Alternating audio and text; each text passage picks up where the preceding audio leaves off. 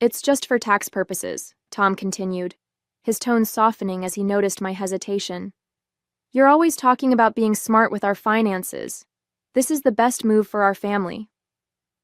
He reached across the counter and took my hand, but something about his touch felt different. Maybe it was the way his fingers didn't quite wrap around mine like they used to, or maybe it was the slight tremor I detected in his voice. I stood there in our kitchen, staring at the papers he'd just slid across our granite countertop, my heart pounding against my chest. The house transfer documents seemed to mock me, their official letterhead stark against the white surface. The twins were finally asleep upstairs after a long day, and here I was, facing what felt like an ultimatum from my husband of 4 years. My name is Caitlin Wilson, I'm 38 years old, and I'm a physician at Houston Methodist Hospital. I bought this beautiful Victorian house in the Heights neighborhood 2 years before I met Tom, using savings from my residency years and a lot of careful planning. Now, standing in my dream kitchen that I'd renovated myself, I was being pressured to sign away my biggest investment. If you really cared about our marriage, you'd understand why this makes sense, Tom said, pushing the papers closer to me. Between your crazy hospital hours and your constant exhaustion, I'm the one keeping this family together. His words stung, but something in his tone made me pause. There was an edge to it I'd never heard before. I glanced at the baby monitor on the counter, watching our twins, Emma and Ethan, sleeping peacefully in their cribs. At 2 years old, they were the spitting image of me, same dark curls and olive skin. They were also the reason I pulled double shifts at the hospital, wanting to ensure they'd have every opportunity in life. Tom had never seemed to understand that my dedication to my career wasn't about ambition. It was about providing for our children's future. I don't know, Tom, I said, pulling my hand away. This house, it's my security. I bought it before we were married. As the words left my mouth, I saw something flash across his face. Was it anger? Frustration? Whatever it was, it disappeared quickly, replaced by what seemed like practiced concern. That night, as I lay awake in bed, his words kept echoing in my mind. But something else was echoing too, a quiet voice of warning that I couldn't quite silence. The next morning, as I was getting ready for my shift at the hospital, something about Tom's behavior nagged at me. He'd been different lately, more distant, spending extra hours at his marketing firm, constantly checking his phone. I'd brushed it off as work stress, but now, combined with this sudden push about the house, my medical instincts were screaming that something wasn't right. I dropped your jacket off at the dry cleaners, Tom said as I rushed around the kitchen, trying to pack the twins' daycare bags while scarfing down a piece of toast. You can thank me later. His smile seemed forced, and he barely looked up from his phone. Just 6 months ago, he would have been helping me with the twins' bags, making sure I ate a proper breakfast before my shift. I watched him as I strapped Emma and Ethan into their car seats. There was a spring in his step that hadn't been there in years, and he'd started going to the gym again. Small changes that seemed innocent enough on their own, but together painted a picture I wasn't sure I wanted to see. At work, between patients, I called my friend Nina, who worked in real estate law. Something feels off, I told her, ducking into an empty exam room. He's pushing hard for this transfer, saying it's for tax purposes, but... Tax purposes? Nina interrupted. Caitlin, transferring the house to his name alone wouldn't give you any tax benefits. If anything, it would complicate things since you bought it before marriage. My blood ran cold. I'd been so busy with work and the twins that I hadn't done my due diligence. Tom had counted on that, hadn't he? Listen to me carefully, Nina continued, her voice serious. Don't sign anything. I don't want to alarm you, but I've seen this before. Men don't usually push for property transfers unless they're planning something. That afternoon, during a brief break between patients, I did something I'd never done before. I checked our phone records. Tom had been making frequent calls to the same number for months. My hands trembled as I did a reverse lookup, and a name appeared. Destiny Martinez. A quick social media search revealed a beautiful woman in her mid-20s, whose check-ins matched Tom's late nights at work. My stomach churned as I scrolled through her photos, stopping at one from 2 weeks ago. She was at a real estate office, captioned, "Big changes coming." New chapter, blessed. I closed my office door and sat in silence, my mind racing. Years of medical training had taught me to trust my instincts when something felt wrong. Now those same instincts were telling me I needed to protect myself and my children. That evening, I left work early for the first time in months. Instead of picking up the twins from daycare, I drove straight to a discreet electronics store Nina had recommended. The elderly man behind the counter barely blinked when I explained what I needed: a high-quality recording device small enough to hide in my kitchen. "Protect yourself," he said quietly as he showed me how to operate it. "The best evidence is in their own words." I got home before Tom, setting up the device and starting dinner like it was any other night. When he walked in, he seemed surprised to see me there. "No emergencies at the hospital today?" he asked, his tone casual but his eyes sharp. "I thought we could talk more about the house transfer," I said, stirring the pasta sauce. "I've been thinking about what you said." I watched his reflection in the kitchen window as his face lit up with poorly concealed triumph. "I knew you'd come around," he said, coming up behind me. "You're making the right choice, Kate. This is what's best for our family." The way he emphasized family made my skin crawl. Over dinner, I let him talk, recording every word as he explained his elaborate plan for how the transfer would benefit us. Each lie was careful, calculated, and I realized with a sickening clarity that he'd been planning this for months. After putting the twins to bed, I sat in their dim nursery, watching them sleep. Emma clutched her favorite stuffed giraffe while Ethan had kicked off his blanket as usual. Looking at their peaceful faces, I felt a surge of protective rage. Whatever game Tom was playing, he hadn't counted on a mother's instinct to protect her cubs. The next few days were a blur of careful preparation. I took Nina's advice and made copies of all our financial documents, secured new credit cards in my name only, and started transferring my portion of our savings to a separate account. Each night I'd lie awake next to Tom, listening to his steady breathing and wondering when exactly my husband had become a stranger. A week later, Tom brought home the final transfer papers, already signed by him. "Just your signature," he said, sliding them across the counter, the same spot where this had all started. "Then we can put this all behind us." I picked up the pen, my hand steady despite the adrenaline coursing through my veins. Tom watched intently as I held the pen over the signature line. In that moment, I saw everything so clearly. His impatience, his barely concealed excitement, the way he kept glancing at his phone as if expecting a message. "Actually," I said, putting the pen down, "I think we need to talk about Destiny first." The color drained from his face so fast I almost laughed. But this wasn't funny. This was the beginning of a war, and I was armed with evidence, determination, and a mother's fury. "What are you talking about?" Tom sputtered, but his face had already given him away. His practiced composure crumbled as he reached instinctively for his phone. "Who is Destiny?" I pulled out my own phone, scrolling through the screenshots I'd carefully collected. "Destiny Martinez, 26 years old, works at your firm. You've been having lunch with her at Lorenzo's 3 times a week for the past 4 months. The same restaurant where you proposed to me, by the way. Nice touch." Tom's expression shifted from shock to anger. "You've been spying on me?" "Protecting myself," I corrected, keeping my voice steady despite my racing heart. "Just like you've been protecting our tax situation with this house transfer, right?" He sat down heavily on one of the kitchen stools, running his hands through his hair, a nervous habit I'd once found endearing. "It's not what you think?" "Really?" "Because I think you're trying to steal my house to move in your girlfriend." I played the recording from earlier that week, his voice filling the kitchen as he assured Destiny that everything was going according to plan, and they'd be together soon. The twins' monitor crackled with Emma's soft whimpers. Tom glanced upstairs, and for a moment, I saw guilt flash across his face. But it wasn't guilt about betraying his family. It was guilt about getting caught.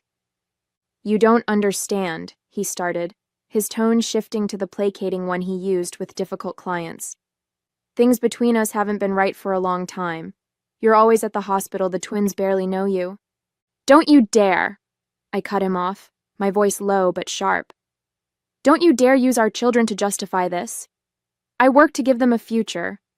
What's your excuse for destroying their present? He stood up suddenly, his face flushing with anger. You think you're so clever, don't you? The brilliant doctor, always one step ahead.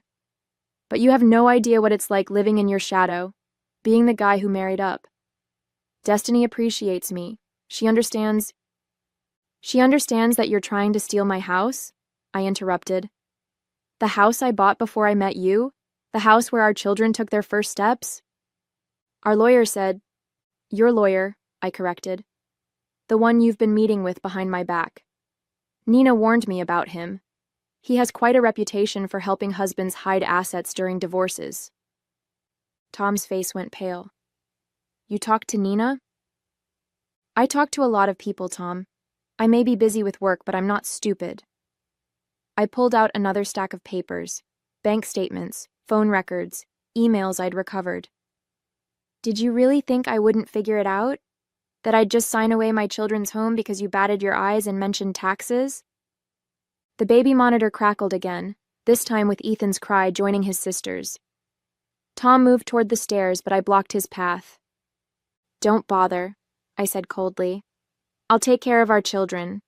You can take care of explaining to Destiny why her new chapter is going to have a different setting than she planned. As I headed upstairs to comfort our twins, I heard Tom's phone ping. Probably Destiny, wondering why her knight in shining armor was running late for their rendezvous. Let her wonder. I had more important things to focus on, like protecting my children's future from the man who was supposed to help me build it. This isn't over, Tom called after me as I reached the top of the stairs. You're making a huge mistake. I paused, looking down at him from the landing. No, Tom. The huge mistake was thinking I wouldn't protect what's mine. I turned away from his reddening face and headed to the nursery where Emma and Ethan needed me. The next morning, I woke to find Tom gone. Probably spent the night at Destiny's. As I got the twins ready for daycare, my phone buzzed with a text from Nina. He's been to see his lawyer. Time to move fast. I'd already prepared for this. During my lunch break, I met with James Cooper, the divorce attorney Nina had recommended. His office was warm and welcoming, nothing like the stark corporate environments I'd expected.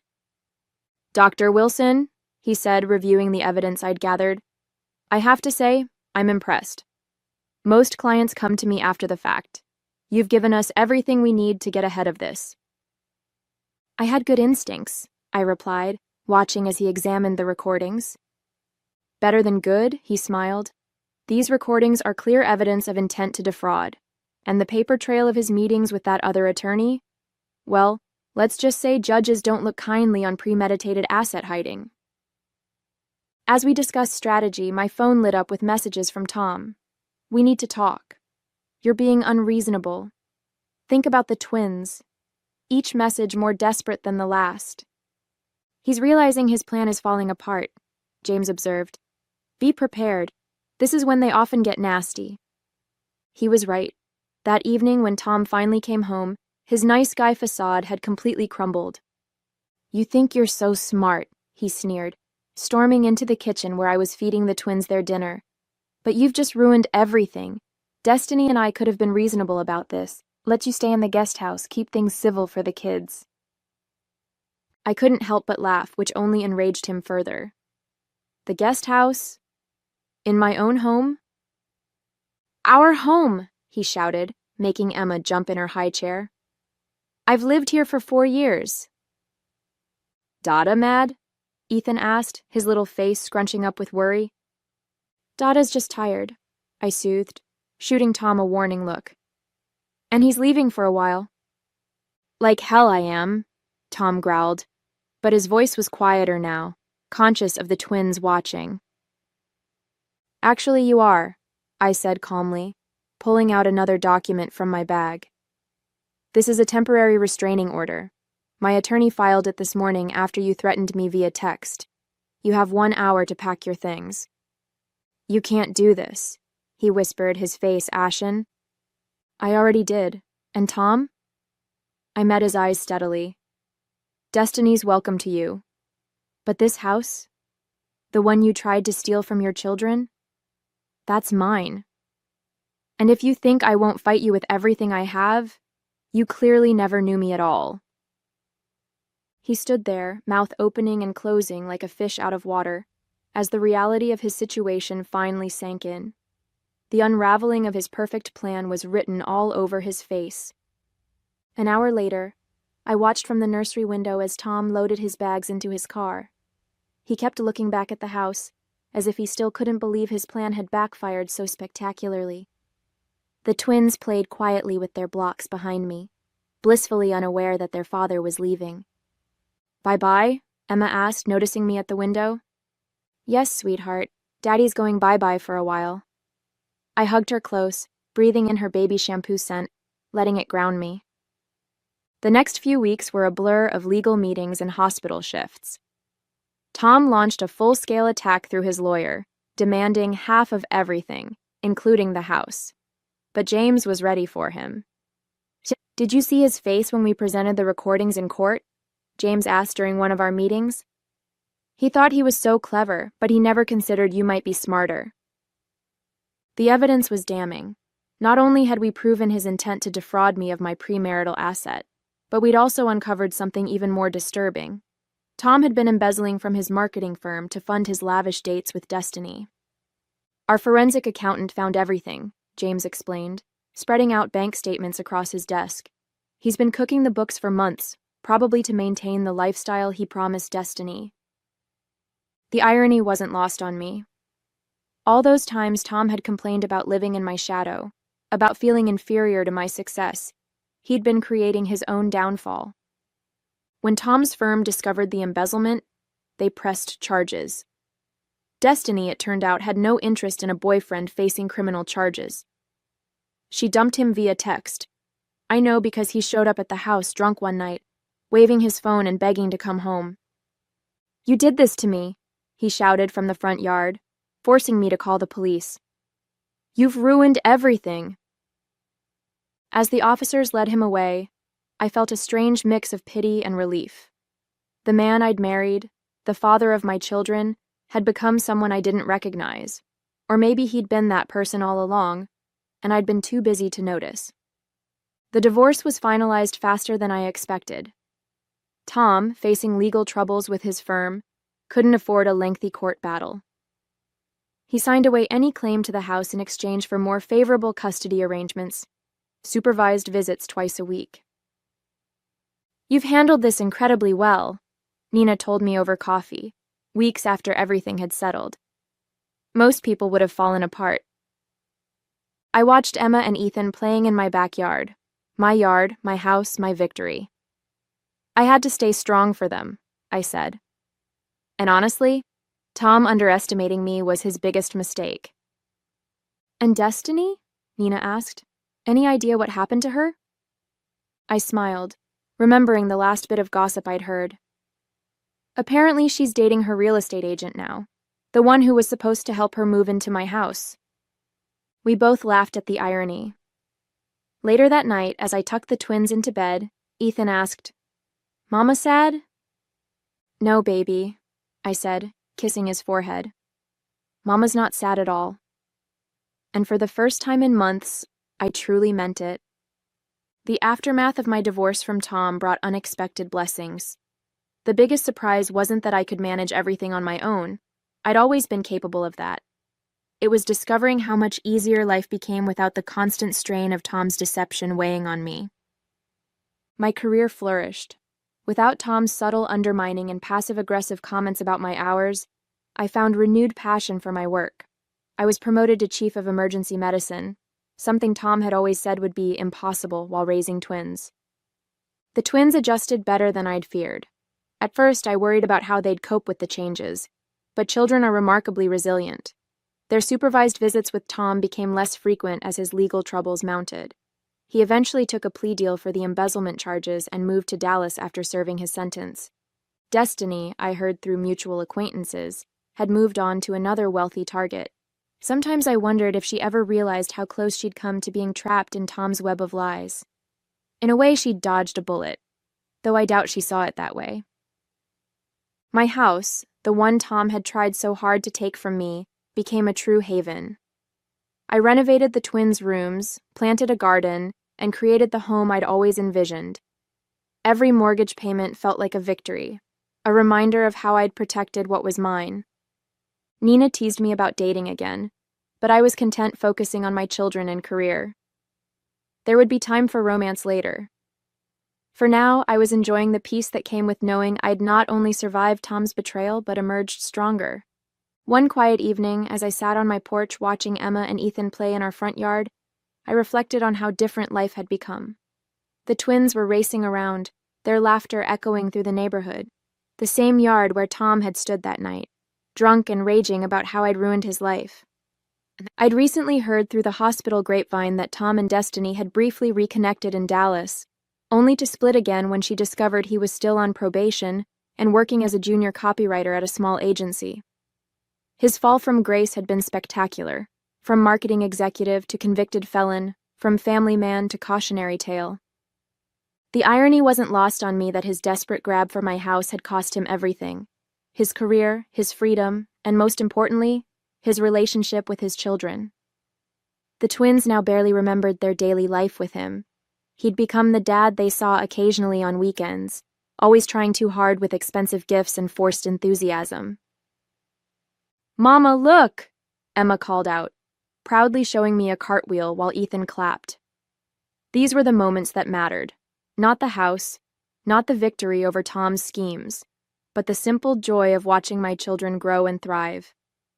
A few days ago, I'd received a letter from Tom, full of apologies and regrets. I filed it away without responding. Some bridges, once burned, shouldn't be rebuilt.